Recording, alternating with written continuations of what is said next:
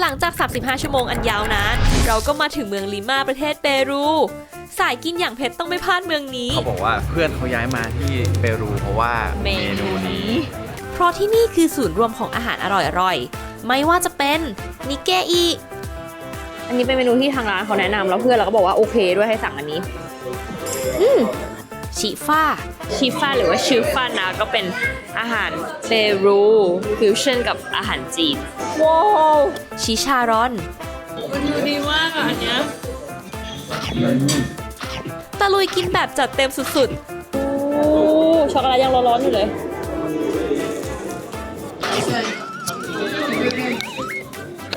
คือเพื่อนเราบอกว่าชอบไปเลยไม่ก็เกลียดไปเลยอารมณ์ทุเรียนหรือเปล่ามันฮิตจนแบบโพกไปเลยมาซื้อไปเลยใช่อินคาโคล่าแต่แล้วเรื่องกินก็เป็นเหตุจนได้30เลยเหรอแพงจังอ๋อเดี๋ยวนะนี่โดนหลอกปะเนี่ย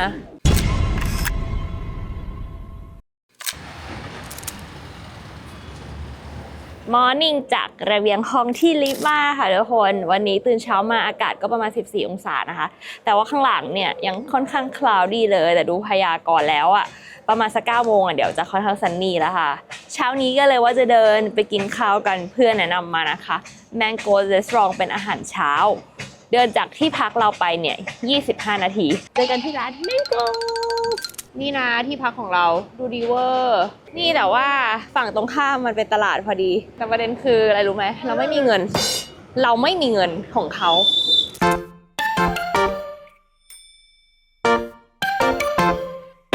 ตอนนี้คือเดินมาถึงอีกแอเรียหนึ่งที่แบบเหมือนดูดีขึ้นสวยขึ้นนะคะแล้วเขาก็เหมือนมี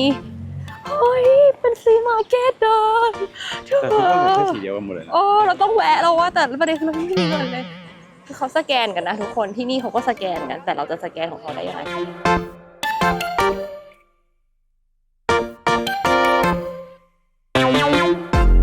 สนุกขังเวลาได้มาเห็นอะไรแบบนี้ซื้อไม่ซื้ออีกเรื่องแต่แบบแค่ได้เดินก็มีความสุขแล้วค่ะคือกล้วยเขาใหญ่จริงอ่ะแล้วว่าต้องได้กินผลไม้เขาแล้วอ่ะครั้งนี้ที่มาเที่ยวนะคะทุกคนภาษาหลักของที่ทวีปอเมริกาใต้ก็คือสเปนซึ่งพูดได้ไหมไม่ได้จริงๆที่เนี่ยเปรูนะคะก็คือเขาก็มีชนเผ่าพื้นเมืองค่อนข้างเยอะจริงๆเหมือนอเมริกาเหมือนแคนาดาเลยแต่ว่าก็ยุโรปเขาก็เหมือนมาเจอมารุกรานเนอะก็คืออยู่ที่ว่า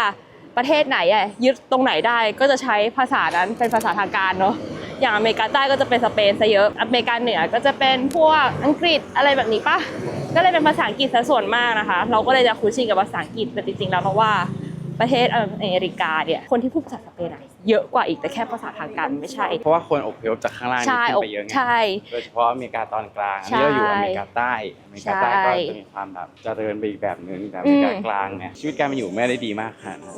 นั่นแหละแล้วก็อย่างถ้าแคนาดาเขาก็จะแบ่งครึ่งเลยว่าครึ่งนึงใช้ภาษาอังกฤษครึ่งนึงใช้ภาษาฝรั่งเศสเดี๋ยวทุกคนดูคลิปนี้ไปเรื่อยๆจะเห็นว่าพวกเราจะพูดสเปนเพิ่มขึ้นได้เลยตอนนี้แบบโฮลาคาเซียมุยเบียน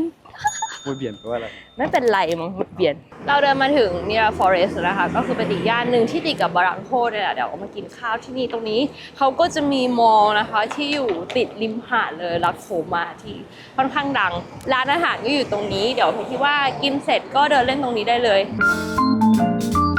ถึงแล้ว Mango's Restaurant ร้านนี้เป็นหมื่นรีวิวแล้วก็ได้เรตติ้งดีมาก11,600รีวิวได้ 4.4 คือแบบคือปังมากแล้วก็คืออยู่ในห้างชื่อลาโคมาอยู่ริมน้ำคือมองเห็นทะเลมองเห็นหาดเลยสั่งบอกว่ารีเซพชันหล่อมากจริงคนนั้นหล่อจริง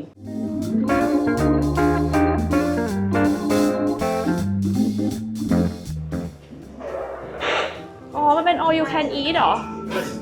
ต่างพาเรามากินบุฟเฟ่ตั้งแต่เช้าเลยนะ my god นี่นะคะก็คืออยู่ติดบีชเลย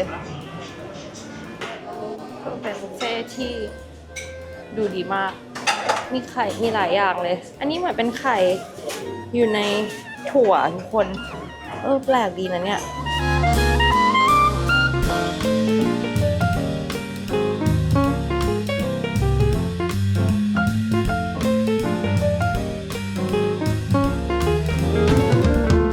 โอเคค่ะทุกคนไหนๆมาเป็นบุฟเฟ่แล้วนะเราก็ต้องกินให้คุ้มขอโทษ พี่พามากินบุฟเฟ่ต์ ไม่เป็นไร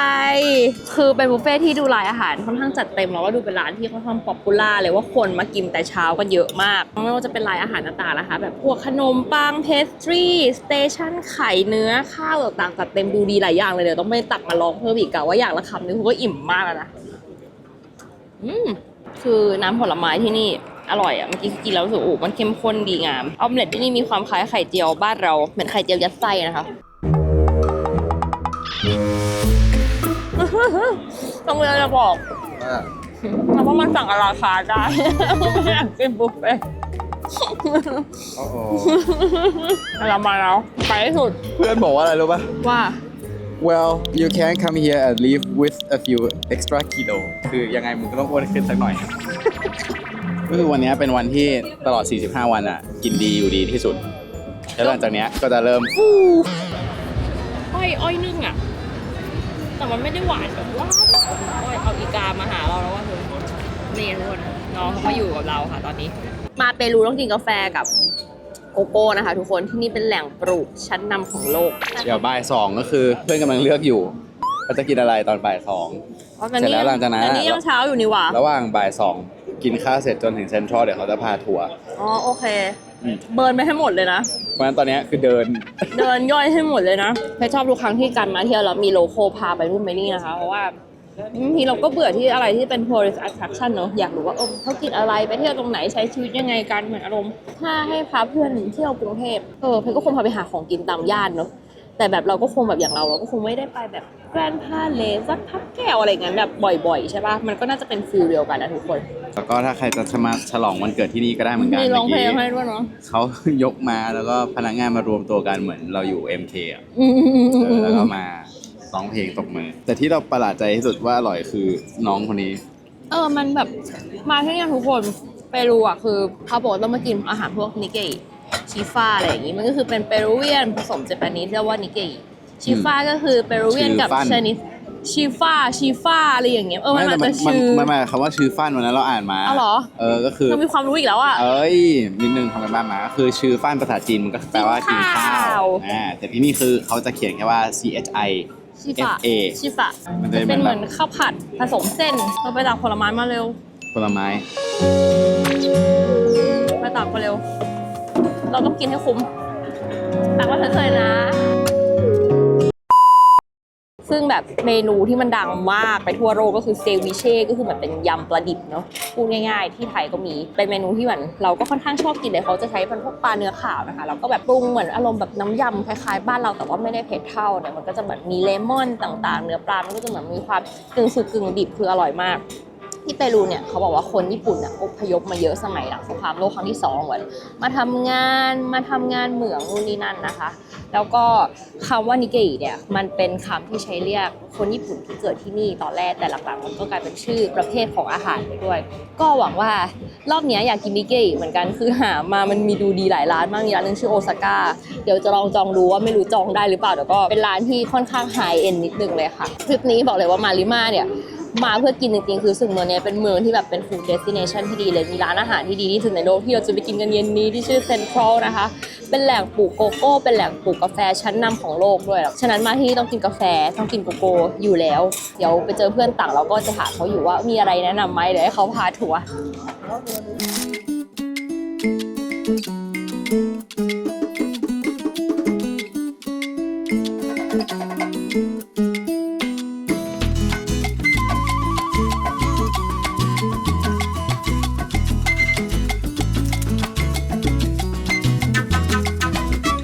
สรุปค่าเสียหายนะคะ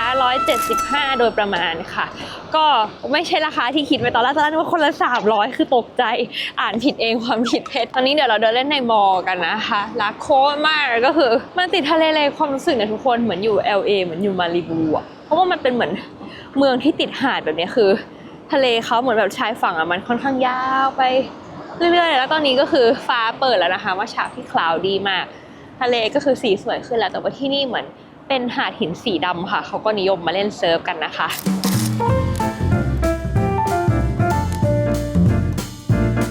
คือทุกคนดูนะว่าสีมันสวยกว่ามากอะนอร์ทเฟสที่แบบ มันนอกสีมันสวยมากอะแล้วคือแบบดูฟ้านี้ดีเป็นฟ้าที่แบบโคตรน่ารักเลยอะคือนอร์ทเฟสที่นี่เกือบทุกชิ้นลด 20% แล้วราคาคือดีมาก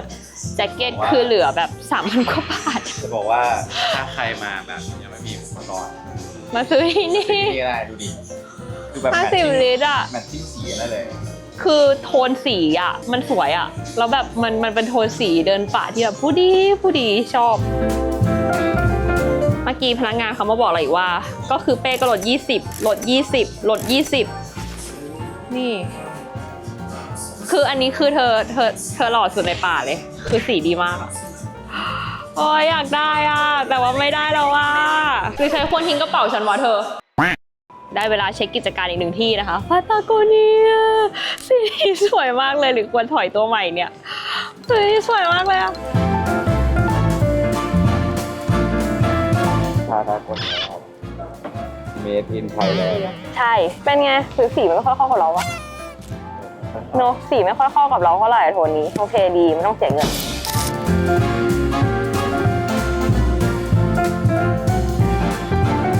นี่นะคะ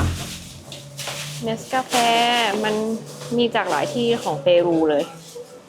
จะลองกินเฮาส์เวนของเขาดีกว่า10ค่ะก็ประมาณ80กว่าบาทราคาพอๆกับเมืองไทยเลย มีคนเอาแบงค์20ไทยให้ที่ร้านนี้ไว้ด้วย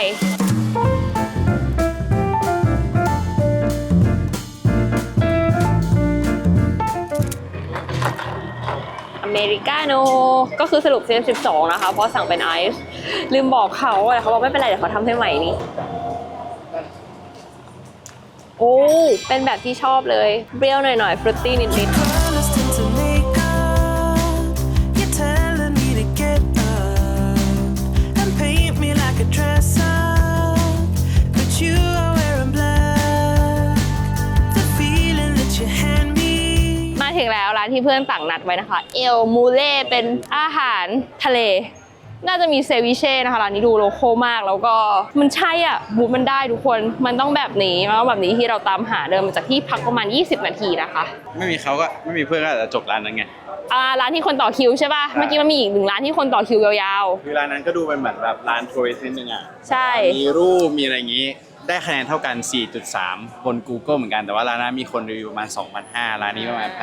1,600 แต่อันนี้ก็ดูแบบ ดูดีดูบ้าน คนโล ดี โก้มาเนาะ ใช่ แบบเสียงคึกคักมาก เราได้โตะแล้วค่ะ แนะนำตัวก่อนครับเพื่อนชื่อลูอิสนะครับ Nice to meet you Hi อันนี้คือฟรายโคนหรือว่าเป็นข้าวโพดทอดข้าวโพดมันเม็ดใหญ่มากอะใหญ่มากจริงๆเขาบอกว่ากินเปล่าๆก็ได้หรือจะกินกับอะไรก็ได้เหมือนกินหัวแต่เป็นข้าวโพด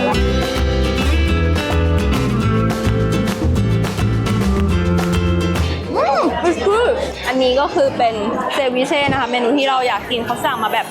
มิกซ์เลย อันนี้คือข้าวโพดแบบอย่างใหญ่อ่ะ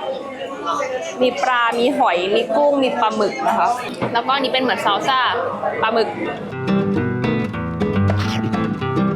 อร่อยเนาะ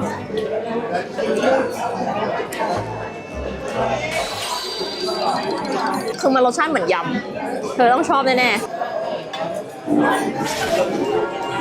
โซกูดโหเซวิเช่ดีมากเลยอ่ะ กินแล้วแบบสดชื่น ถ้าอันนี้ 40 นะครับ ก็คือคูณ 9 ก็เท่ากับว่า 360 บาทเอง แต่ว่าเนื้อเน้นๆเลยนะ คือแบบดูปลาดิ I'm so happy เหมือนนั่นต่อไปเป็นหอยเชลล์อบชีสคือที่ไทยก็มีนะ เมนูมันมีความคล้ายกันนะ ทั้งเซวิเช่ทั้งหอยเลยอะ เป็นไง อร่อย คือเราว่ามันกินง่ายเพราะว่ามันดูเป็นรสชาติที่คุ้นเคย ทั้งหมดเลยเนี่ยเปรี้ยวเผ็ดเป็นรสชาติที่เราชอบกันอยู่แล้วอะ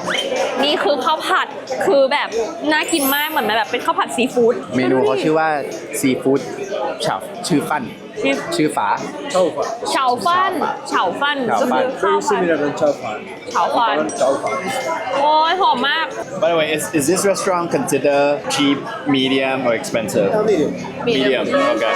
so after this หลังจากนี้เดี๋ยวเรามาดูนะครับว่าค่าเสียหายทั้งห How มด much เท่าไหร่ is this for this meal? Okay. Wow. โอ้อร่อย Excellent. Not good.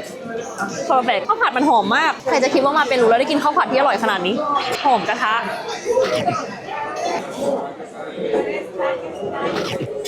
ข้าวผัด คือชนะเลิศอ่ะ อันนี้เรามาลองเครื่องดื่มที่เรียกว่าชิชา มันจะเป็นเหมือนสวีทคอร์น แล้วเขาก็จะผสมพวกมะนาว น้ำตาล ก็คือแล้วแต่สูตรใครสูตรมันจริงๆความรู้สึกเหมือนกินแซงเกรีย เป็นเวอร์ชั่นที่ไม่มีแอลกอฮอล์ น้ำสีม่วงตอนแรกแบบเฮ้ยแซงเกรียหรอ หรือว่าน้ำองุ่นเหรอหรือ มัน คืออะ คื ไร อ purple corn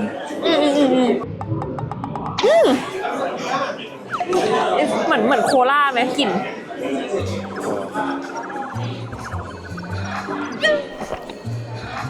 I feel like มันมีหลาย a กลิ่น cola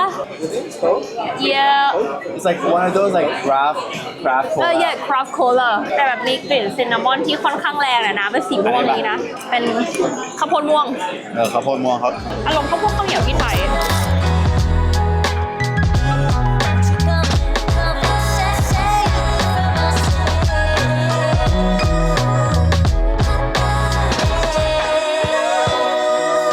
โอเค ตอนนี้เรามาถึงสะพานที่เขาบอกว่าถ้าเรากั้นหายใจ What's the name of the bridge Do they have a name? Last breath หายใจเฮือกสุด ลม ท้าย หายใจเพื่อกสุดท้ายนะคะสะพานนี้ถ้าเรากั้นหายใจไปจนสุดทางได้คำอธิษฐานของเราจะเป็นจริง เหมือนอารมณ์สะพานข้ามแม่น้ำบางปะกงเลยแต่อันนี้สั้นกว่าแล้วลูวิสก็บอกว่าวิ่งได้ วิ่งได้แต่ว่าเราเดินเร็ว โอเค มีเส้นเหลืองเริ่มตรงนี้ โอเค after yellow line มีเส้นเหลืองนะคะ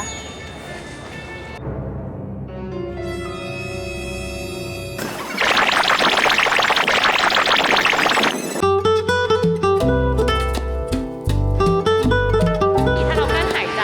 ไปจนสุดทางได้คำอธิษฐานของเราจะเป็นจริง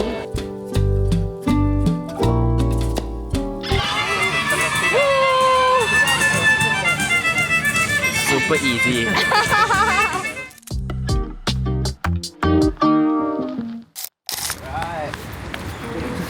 ฮะเดี๋ยวไม่ใช่ ไม่ใช่ ดูเดี๋ยวแต่เช้า มาดูกันว่าจะขึ้นรถถูกหรือยัง ถูกไหม ถูกไหม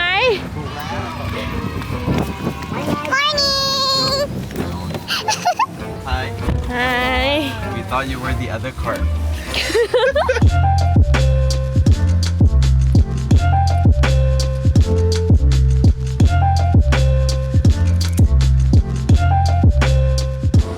นี่แหละค่ะทุกคนข้อดีของการมีโลคอลพาทัวร์เขาพาเรามากินร้านเหมือนเป็นแซนด์วิชอาหารเช้าที่เมื่อวานเพื่อนบอกว่ามันอร่อยแล้วมันต้องลองนะคะ มาถึงคือคิวยาวมากแซนด์วิชเชอรี่อะถ้าอ่านถูกนะคนเยอะมากตอนนี้เขาเข้าไปดูในร้านให้เราอยู่ว่าเราสามารถจะนั่งกินในร้านได้ไหมมันดูดีมากอะมาเองไม่มีลองอย่างนี้ อันนี้เรียกว่าแพนคอนชิชารอนเป็นพอกแซนด์วิชเหมือนแบบ เป็นหมูกรอบปะ มันเหมือนหมูกรอบหมูแดงอ่ะ ต้องมาดูกันว่า คือ หน้าตา เห็น ป็ รูป ยังไง เมื่อวานแล้วแบบมันต้องโดนมันต้องมา เราเห็นในคลิปฝรั่งอ่ะ ที่แบบว่าเขาบอกว่าเพื่อนเขาย้ายมาที่เปรูเพราะว่าเมนูนี้ อันไหนคือที่เราจะกินเวลาเมื่อกี้คิวยาวมากเราก็เลยต้องเปลี่ยนร้านเราต้องไปที่อื่นต่อ เดี๋ยวเราค่อยย้ายกลับไปอันนั้นอีกรอบหนึงก็ได้ เฮ้อ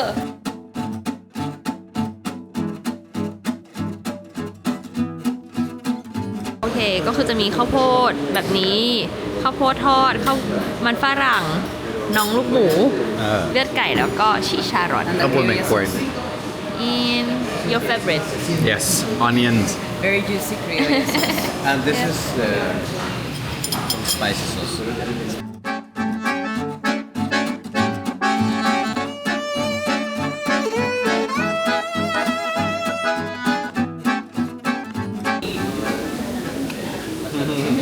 But it's เลยคือขนมปังดูเหมือนแข็งมันไม่แข็งอะแล้วกรอบข้างในมันนุ่มอันนี้เราก็สามารถมิกซ์ได้ตามใจชอบเลยจะใส่เยอะน้อยแค่ไหนอร่อยเลย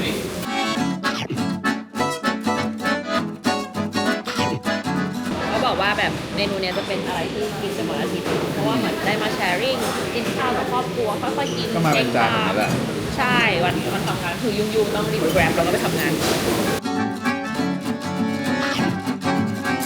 มื้อนี้นะคะ185โซเลส โอเคเพื่อนเขาไปธุระต่อแล้วเดี๋ยวจะเจอเขาตอนดินเนอร์ใช่ปะวันนี้ก็คือเดี๋ยวเราก็ explore the city เราก็จะไปลิมาดาวน์ทาวน์กันนะคือเขาก็บอกว่าวันนี้เป็นวันที่ค่อนข้างปลอดภัยมีตำรวจเยอะแล้วก็เป็นวันหยุดถ้าจะไปเที่ยวในดาวน์ทาวน์ตรงแบบเป็น historical place อะวันนี้ก็เหมาะที่สุดแต่เราคิดว่าเราจะเดินไปชิมร้านเอลชินิโตเมื่อกี้ก่อนที่คนมันเยอะสั่งมาชิม1ชิ้นเนาะคือตอนนี้ก็คือแน่นหน่อยๆแต่ว่าก็ยังไปต่อได้ แล้วร้านตะกี้เป็นไงอะ ที่เรากินกันใช่ปะอร่อยแต่จริงที่ชอบที่สุดคือ red onion มันเหมือนเป็นกับแกล้มเนอะที่มันมีให้กินคู่กับอาหารเขามันอร่อย คือถ้าเทียบแบบบ้านเราอ่ะก็เรียกว่าอะไรแบบเหมือนอาจารย์เหรอ คล้ายๆอาจารย์หรือว่าคือเหมือนน้ำยำอะแต่ว่าไม่มีพริกมันจะเป็นเหมือนมะนาวแล้วก็หอมแดงคือรู้สึกพอใส่แล้วทำให้แบบมันอร่อยขึ้นมาเลยจากที่แบบหมูขนมปังทุกอย่างมันดีอยู่แล้วอะตอนนี้ก็คือกลับมาที่เอลชินิโตแล้วเดี๋ยวจะมาชิมชิชารอน1 ชิ้นพอก็คือยังมีคิวอยู่นะทุกคนน่าจะแบบเบาบางลงไปแล้วตอนนี้ไม่มีเขาแล้วเราต้องคุยให้ได้ด้วยตัวเองมันมีหลายอย่างเลยมีชิชารอนโลมิโตฮามอนโปลิโตก็คือไก่เนาะ Gracias Thailand pronounce it short short Gracias Gracias sticker อ๋อแม็ก She's เน a ต food blogger ว้าว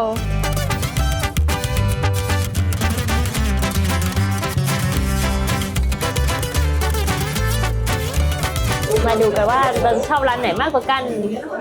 ร้านนี้เราสั่งริปส์มาด้วยเพราะต่างอยากกิน1 ชิ้นพอ มันดูน่ากินมันดูนุ่มมากเลยเขามีเฉื่อยฟุบ ฟุบๆเลยใช่ไหม เลยอะ ว้าว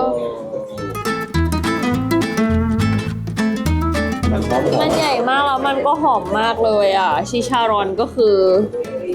ใหญ่เวอร์มากินเลย มาแล้ว ต้องเขาหรือต้องเธอ ต้องก็ได้ โอเคกาเซียลูกกับลุงแล้วนะคะ มาชิมกันดีกว่า มันใหญ่มากเลยอะเธอ ริปเขาดูดีมากอะคือมันดูกรอบแบบ ร้อน กัดเลยกัดเลย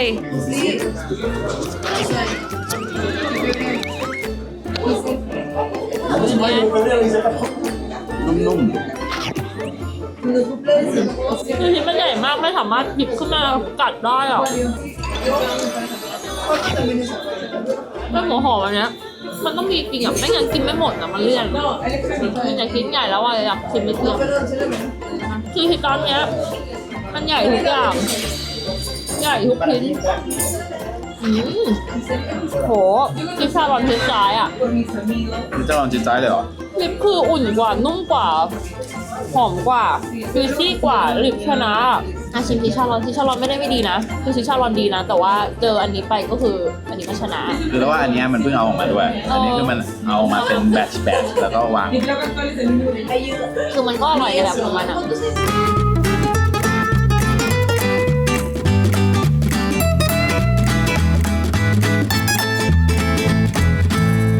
มาโอ้ โอ้โหจูซี่มาก มันดูดีมากอ่ะอันเนี้ย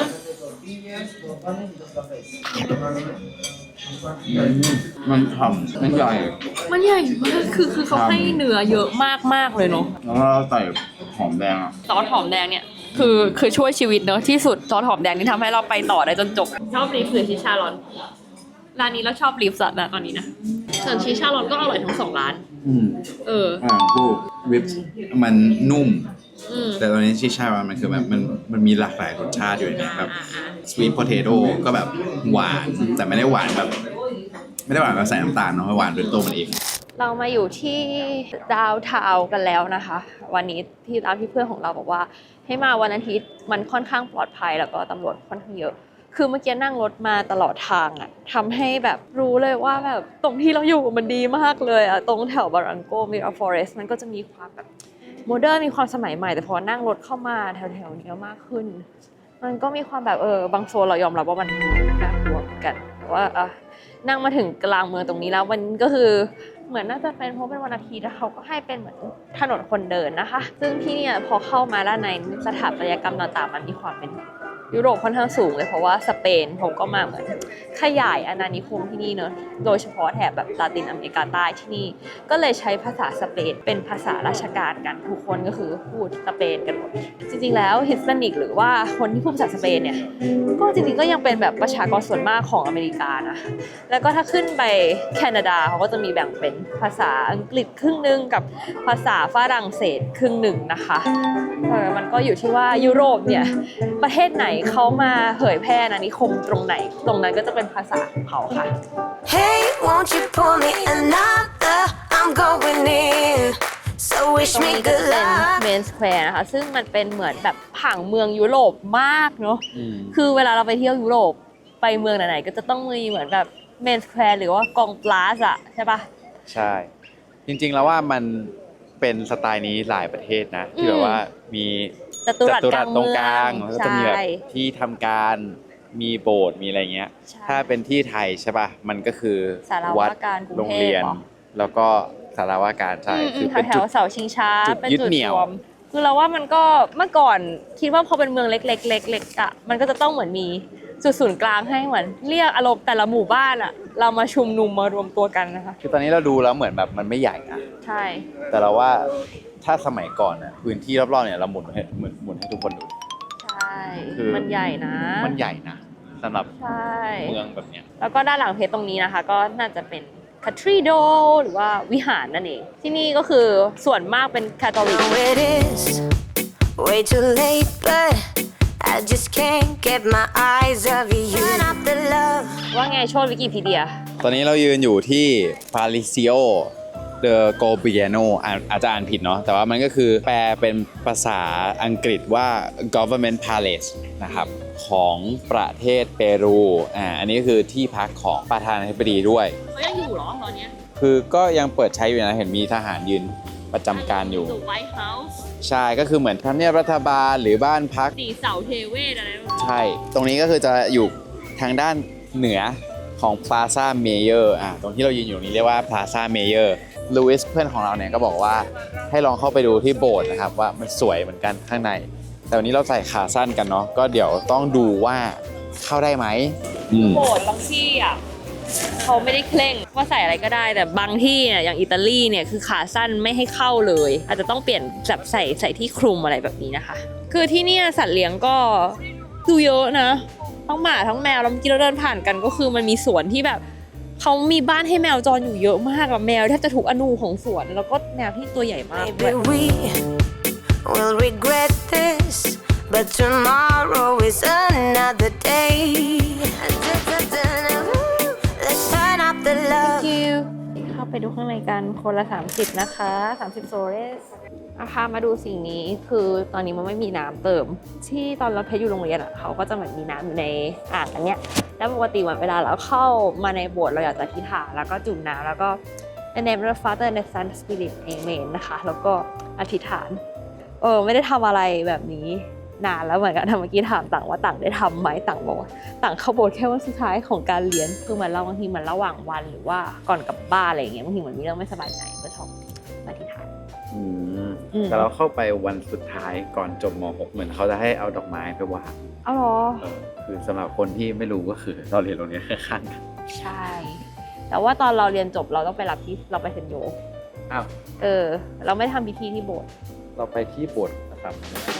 Hey, won't you pour me another? I'm going in. So wish me good luck. Turn up the ประเท love. ศที่พูดอิตาเลียนกับสเปนเขาจะเป็นประเทศที่ส่วนใหญ่เป็นคริสต์เป็นแคทอลิกใช่ป่ะแล้วก็ที่นี่เป็นสเปนคือพูดภาษาสเปนกันโป๊ปปัจจุบันเราเพิ่งเปิดขึ้นมาดูคือโป๊ปฟรานซิสเกิดที่ประเทศอาร์เจนตินา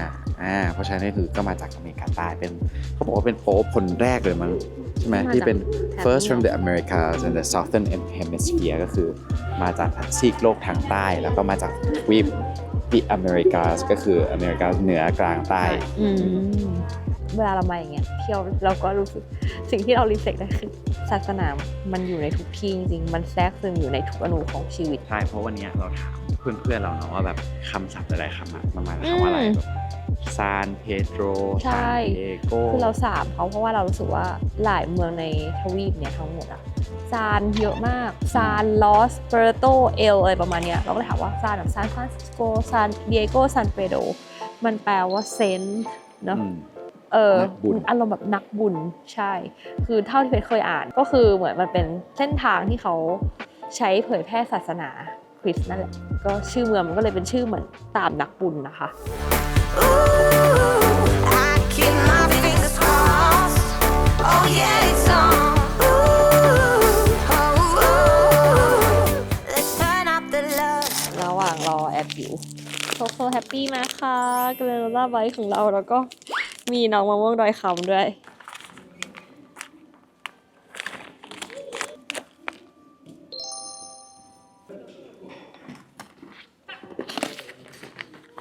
นี่ค่ะทุกคนรู้ไหมสิ่งนี้คืออะไร ต้องเคยเห็นในหนังกันบ่อยๆเนอะที่สารภาพบาปงั้นเราต้องอยู่ข้างนอกใช่ไหมเราบาทหลวงอยู่ข้างในใช่ปะ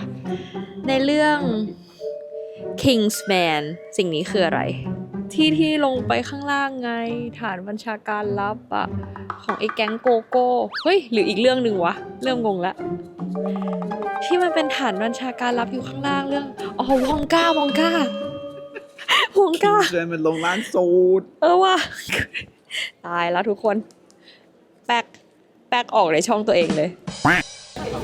อ่ะชูโรสอันนึงเหรออันเดียว วัน วะ 30เลยเหรอ แพงจัง อ๋อซื้อ วัน เดี๋ยวนะนี่โดนหลอกปะเนี่ยมันแพงไปปะอันละ30เท่าค่าเข้าโบสถ์เหรอ เดี๋ยวนะ ชูโรริมทางไม่ใช่หรอปะโอ้เราสมมติเราโดนรถปล้นสมมติเราโดนรถปล้น How much is this ¿Cuánto cuesta este? โอเคเห็นปะแม่งก็เอาไป30คือจะขาย2อันบอกไม่เอาแต่อันเดียวแล้วก็เอาไป30ทอนเป็นเศษมาคือ30หาร2มันก็ต้องอย่างน้อย15ปะแล้วเมื่อกี้ก็คือจะแบบไม่ยอมถอนก็เลยถามว่าเท่าไหร่ทุกคนบางทีเที่ยวก็ต้องสู้หน่อยนะ ปุ๊บระวังไส้หกเป็นไง แข่งและเหนียวซากปรักหักพังของอาณาจักรในอดีตนะคะ อารมณ์ว่าอยู่อยุธยา เราว่ามันคือฐานเมืองเดิมปะ ใช่ ตรงฝั่งนู้นก็จะมีเป็นเหมือนก็เป็นบ้านคนละเนื้อก็เป็นบ้านสี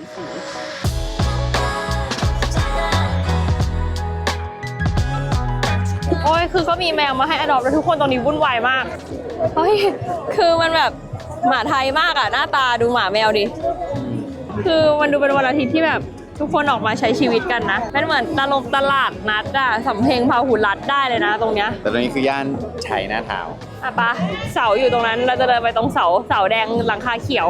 สัญลักษณ์ของชัยนาทาวน์แทบจะทั่วทุกมุมโลกนะคะ See some crazy and also lazy. But you should meet me and my friends. Even though we got no money, for sure it's so funny. Yeah, everything's better with them. We're just like ooh, ooh, ooh. We แม้เราอยู่ในชัยนาทาวน์อ่ะแต่คนที่หน้าจีนที่สุดก็คือเราสองคนได้เลย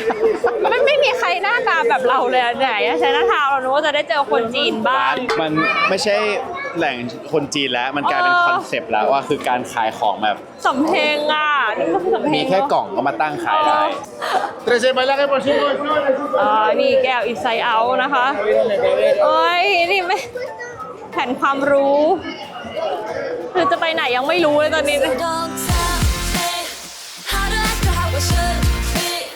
All we wanted is to be. กินเหรอไม่เอา เอาให้ดูบับเบิ้ลทีสีเขียวอ่ะ มันมีหลายสี หรือว่าจะมีสีม่วงอีก Whoa, be like that. เย็นนี้เรามากินชิฟ่ากันแล้วเนอะชิฟ่าหรือว่าชิฟ่านะก็เป็นอาหารเปรูฟิวชั่นกับอาหารจีน ตอนนี้เราอยู่ในเขตที่เรียกว่า Circle Circle ก็คือตะกี้ขับผ่านแบบโซน residential มาแล้ว ดู ก็ ดีมากนะแถวเนี้ย เราว่าอันนี้ปกติถ้าเป็นนักท่องเที่ยวคง ไม่ได้มา ทุกคนในร้านตอนนี้แบบว่าโลโก้สุดๆ เราสองคนคือหมวยตีที่สุดในร้านแล้ว เขาพามากินเขาบอกที่นี่แบบวันตอนหรือเกี๊ยวเนี่ยอร่อยแล้วก็ไส้อะให้เขาทำเยอะเลยโอเคเดี๋ยวมาเราดูกันให้เขาสั่งเลยค่ะ มีหน้าที่กินอย่างเดียว เราจะมาลองกินของโคลา กันคือมันก็เป็นเครื่องดื่มที่เขาฮิตมากที่นี่เลยเนาะคือเพื่อนเราบอกว่าชอบไปเลยไม่ก็เกลียดไปเลยอารมณ์ทุเรียนหรือเปล่า มันฮิตจนแบบโพก โค ซื้อก ไปเลย มาซื้อไปเลยใช่อินคาโคล่าไหนเทใส่แก้วเธอ เสียงนี้ Can I smell it?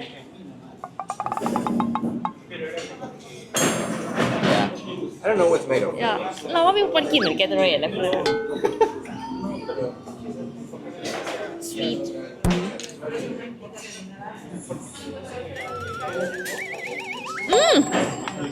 Good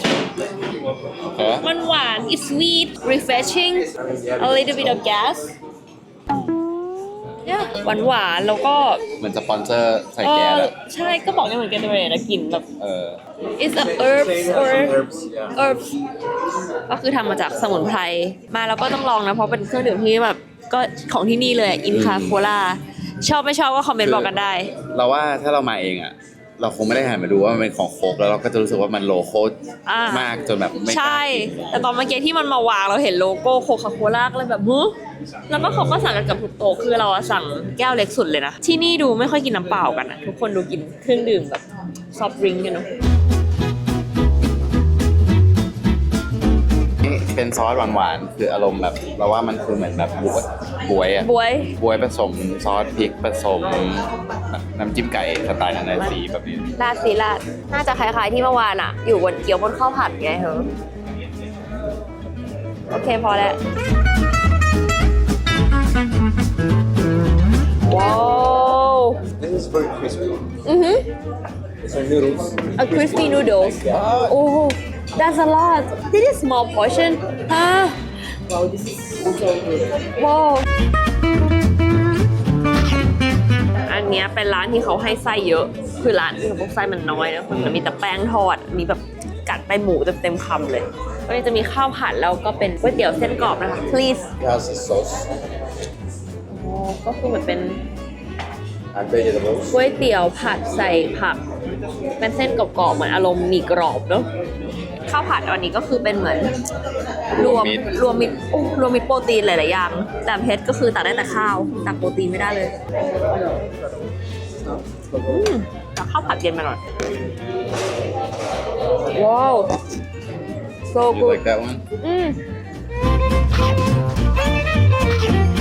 ตอนแรกเพชรจะไม่ยอมตื่นมากินแล้วเพชรง่วงมากดีนะว่ายอมเล่าตัวเองมาจากเตียงได้พอร์ชั่นอาหารที่เนี่ยคือแบบใหญ่แล้วก็คือที่เขาสั่งให้เราเหมือนเขาอยากให้เราลองคาร์โบไฮเดรต3อย่างว่าข้าวเส้นแบบเส้นใหญ่แล้วก็มีกรอบแล้วก็มีเนื้อมาหนึ่งเดี๋ยวเรามาลองที่มันเป็นเส้นใหญ่แบบอารมณ์คล้ายๆก๋วยเตี๋ยวผัดอะสไตล์ฮ่องกงอะเพราะว่าชีฟ้ามันจะแบบเป็นแคนโตนีสส่วนมากนะคะที่แบบมิกซ์กับเปรูจะมาลองชิมกระทะร้อนกันบ้างคือมัน นี่คือที่ชาร้อนๆปะเนี่ย นี่นั่นดิ จะโชว์ This is Hollandau. พอลังเต๋า Hollandau. Hollandau. This is we call this หัวลันเตา Hollandau. we call ลันเตา Yes, this is Hollandau. So it's a universal name. yeah universal name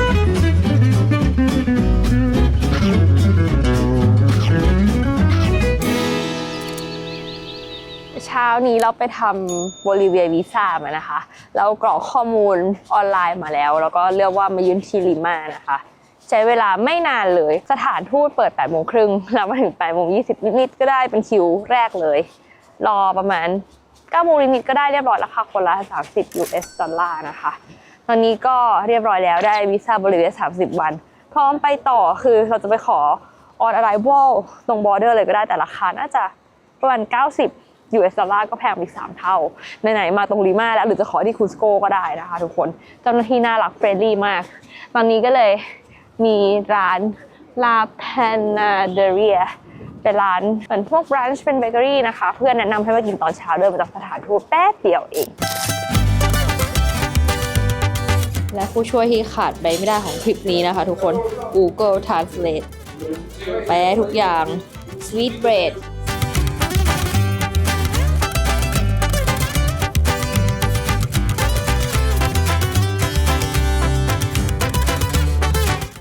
สั่งเสร็จไว้แล้วเราก็สั่งเขาช็อกโกแลต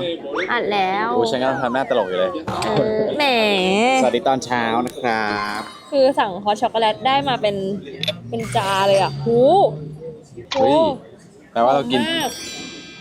อืม คือมาเปรูอ่ะ กาแฟก็ดีโกโก้ก็ดีนะคะ ก็แนะนำว่าควรลอง2 อย่างเลยเพราะว่าที่นี่มันเป็นแมงปูชั้นนำของโลกอากาศเย็นๆ และช็อกโกแลตร้อนๆยามเช้าเฮ้ย เป็นไง มันมีความเหมือนแบบกลิ่นฟรุตตี้อ่ะ มีความเบอร์รี่ด้วย มันไม่ใช่ฮอตช็อกโกแลตที่หวานอย่างเดียว แล้วก็แบบเป็นรสขมหวานๆหรือนม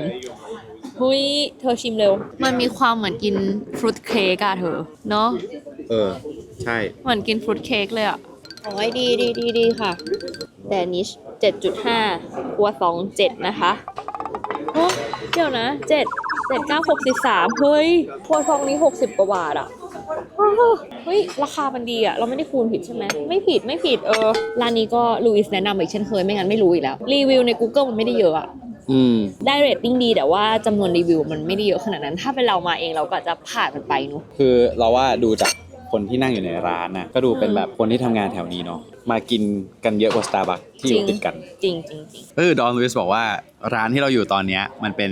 ร้านที่อยู่ในย่านที่แพงที่สุดในลีมาหรือในเปรูเลยแหละเนาะก็จะเป็นย่านที่ไฮโซขึ้นมานิดนึงคือแบบสะอาดสะอ้านคนที่อยู่ก็จะเป็นข้าราชการเยอะทูตอะไรเงี้ยเยอะเหมือนกันเนาะเพราะว่า แถวนี้สถานทูต สถานทูตเยอะมากแถวนี้ไม่ใช่แค่โบลิเวียนะ สถานทูตจีนด้วย แต่ว่ามีหลายสถานทูตแล้วก็ร้านที่เราอยู่นะครับคืออยู่ข้างๆโรงแรม5 ดาวคือข้างๆเราเนี่ยที่เราเห็น ขว เนี่ ด ย 2 ชิ้นละ60 บาท คันที่คลับอะไรนี่ป่ะ Country Club Hotel คันที่ลิมมาโฮเทลเห็น เป็น เลย โรงแรม5 ดาวแล้วตรงข้ามเราเนี่ยเป็นสนามกอล์ฟ อ่ะ ที่ใหญ่ที่สุด เราเห็นใน ในเปรู อยู่กลางลิมา คือเขาบอกว่ามีแค่ที่เดียวด้วยมั้งอีกที่หนึ่งในประเทศก็คือเป็นแบบอันจิ๋วๆ El güero soy apodado, así me han de conocer.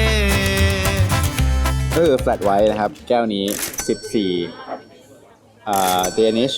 7.5 ครัวซอง 7 แล้วก็ช็อกโกแลตที่มาเป็นกาหนึ่งเนี่ย 16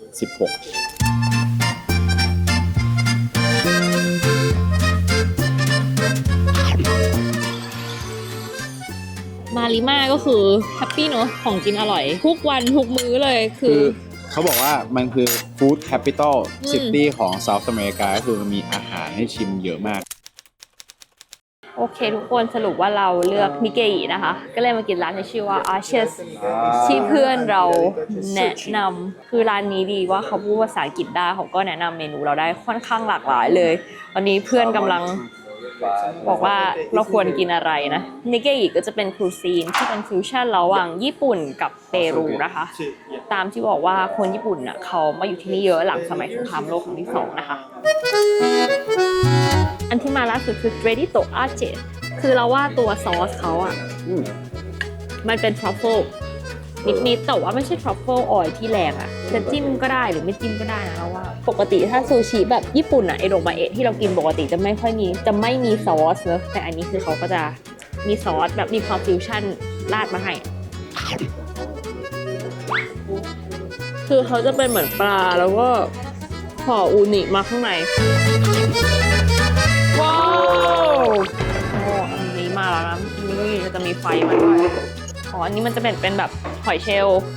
แล้วก็กุ้งเขาจะมาแสดงให้เราดูนะเฮ้ยมีวิธีบีบมะนาวคือใช้ซ่อม3 อันนะทุกคน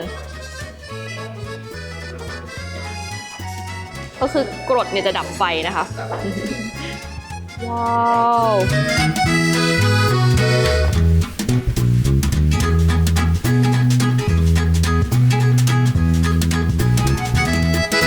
อันนี้เขาบอกว่าเป็น in-house pickle นะคะ ก็คืออันนี้เป็นหัวไชเท้าดอง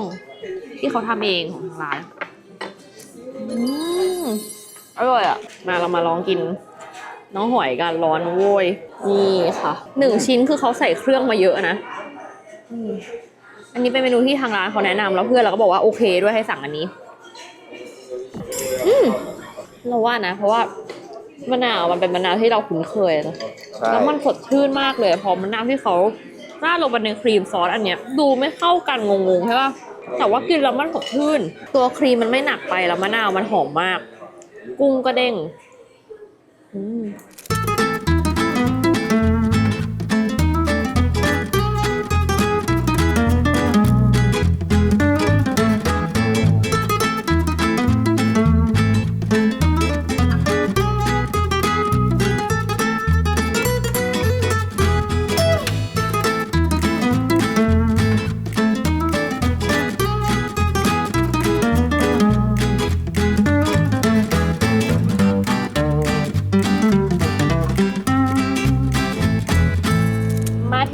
โรสแล้วนะคะมาโนโล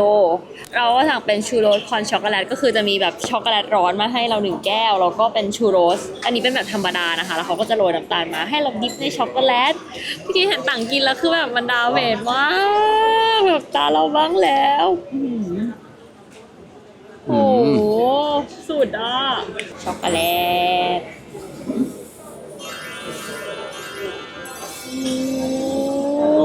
ช็อกโกแลตยังร้อนๆอยู่เลย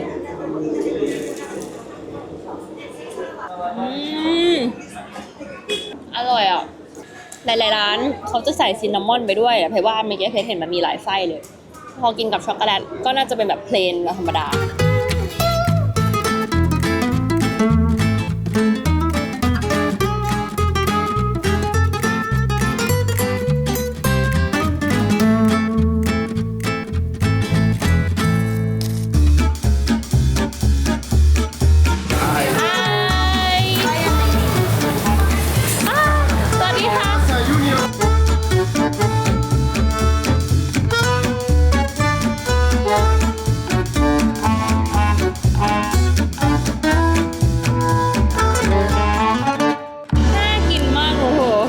น่ากินมากดูแบบอุ่นๆร้อนๆ คือ ทำสด มัน ใหม่ ดูเป็นแบบแซนด์วิชที่แบบโคตรดูดีอ่ะทุกคนแล้วก็คือไส้ก็คือให้มาแน่นมากอันนี้เป็นไก่เนอะที่เราสั่ง ใช่ มา ใช่ มี ขึ้นชื่อเมนูไว้ข้างล่าง เปาโลอาราบาซา แล้วก็ 18.9 แต่ ใช่ แล้วก็เราก็จะสั่งเป็นมันฝรั่งก็คือฟรายส์กับน้ำชิชาอีก 10.9 รวมเป็น 24 29.8 บวกนู่นบวกนี่ คือที่แพงอ่ะคือบวกแวด 18% แวด18%เบ็ดเสร็จอันนี้คือ 29.8 ก็คือถ้าคูณ 9 270 เหมือนเป็นแบบฟาสต์ฟู้ดของที่นี่เนาะ ดูดีมากเลยอ่ะมาชิมฟรายส์ก่อนดีกว่าฉันมันท่านรักเฟรนช์ฟรายชิชาก็อร่อยชิชาก็คือเครื่องดื่มน้ำข้าวโพดม่วง purple corn โอ้โห โอ้โหดูจ้ะ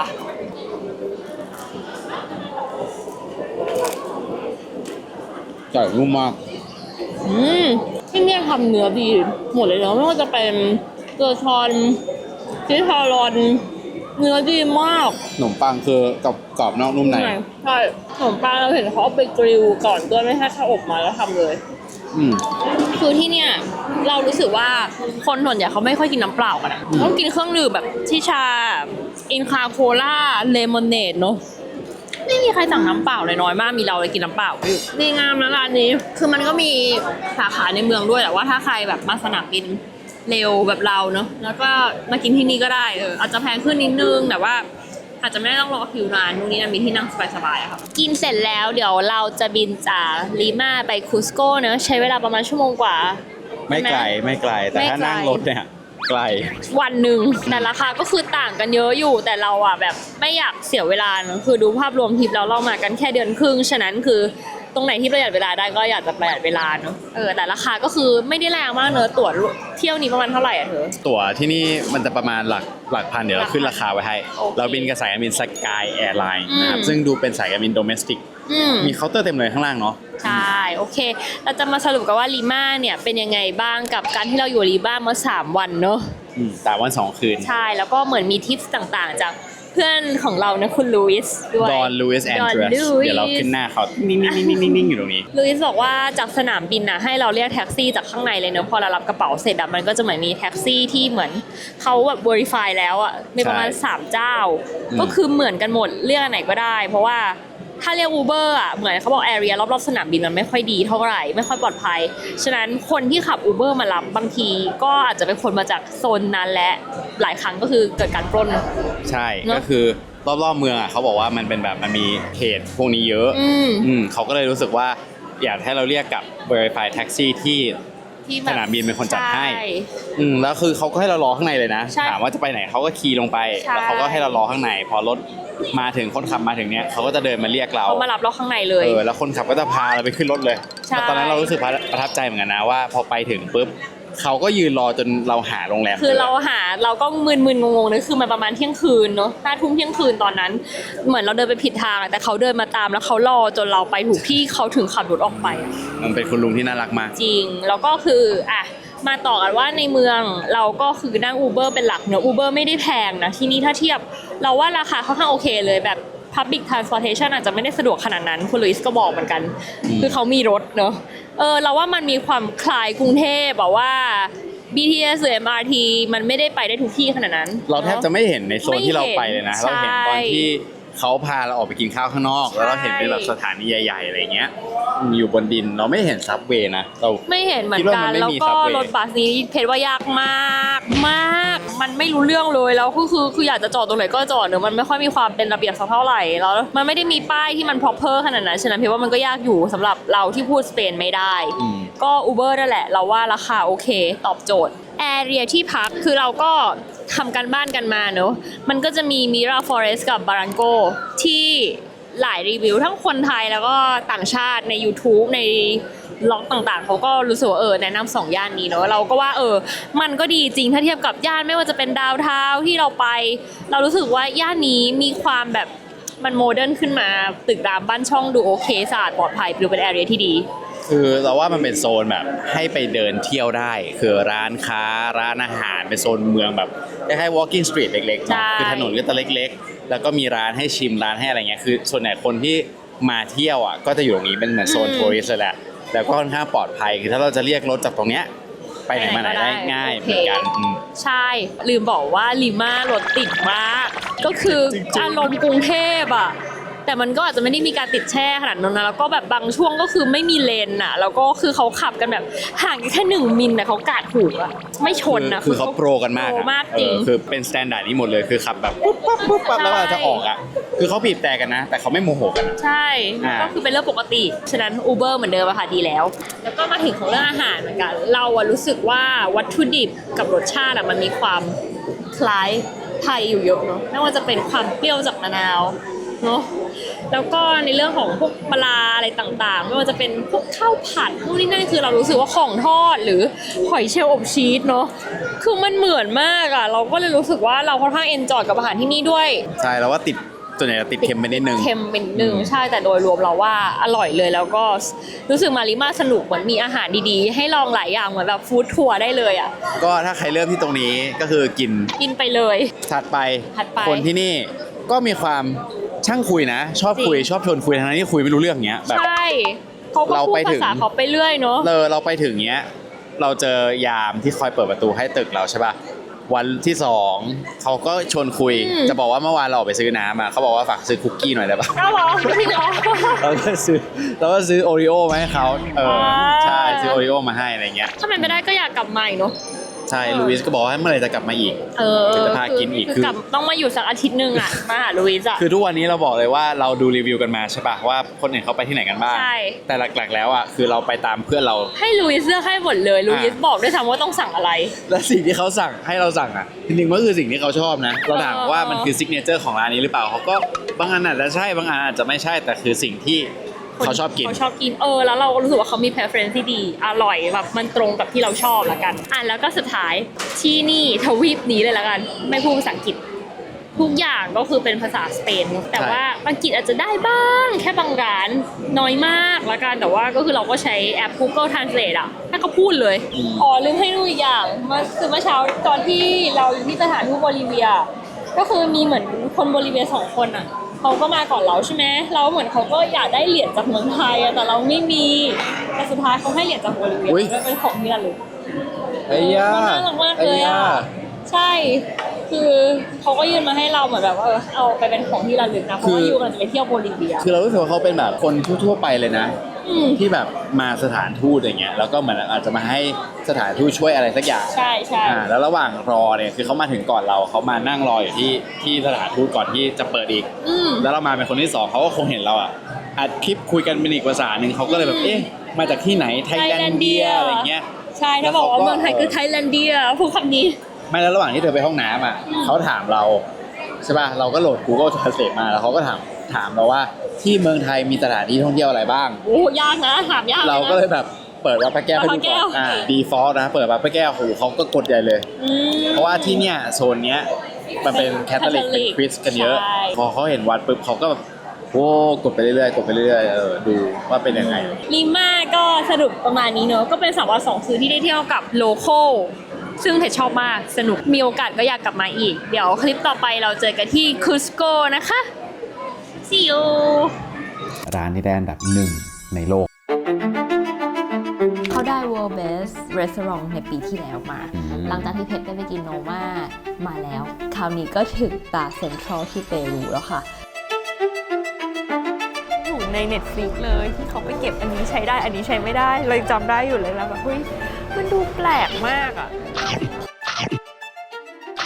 รสชาติแบบไม่ได้คาดคิดหรอกอาหารร้านนี้ตอนรสชาติจากหน้าตาไม่ค่อยได้